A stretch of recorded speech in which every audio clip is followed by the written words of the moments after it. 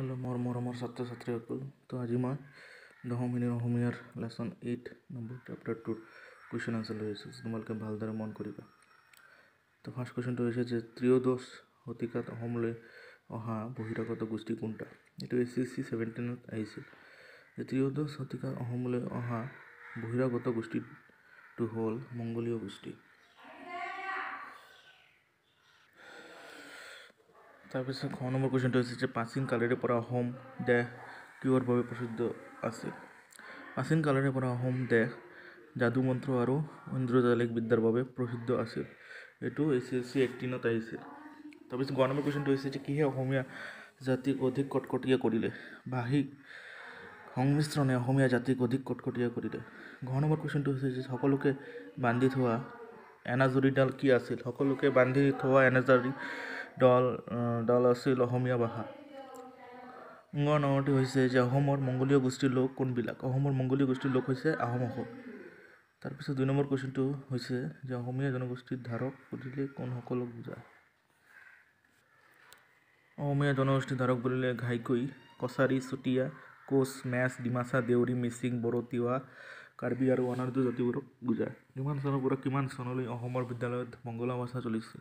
1836 চনৰ পৰা 1873 চনলৈকে অসমৰ বিদ্যালয়ত বঙলা ভাষা চলিছিল।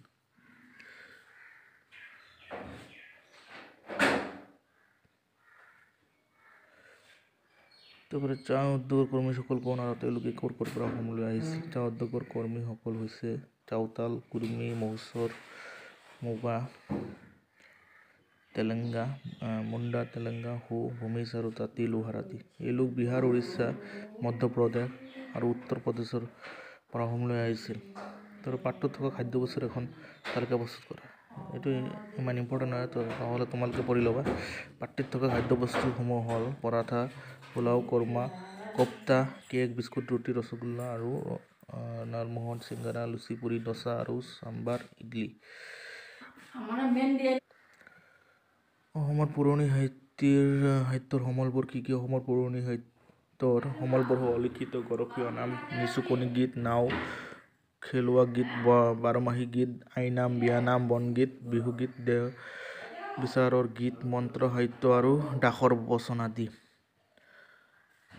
তো লাষ্টত মই ডাঙৰ কুৱেশ্যনবিলাক পঢ়াই দিম তোমালোকক।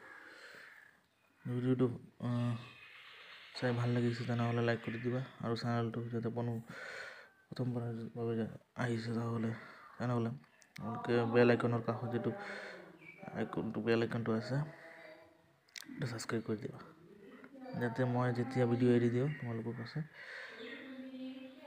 গুচি যায়। ধন্যবাদ মোৰ ছাত্ৰ ছাত্ৰীসকল।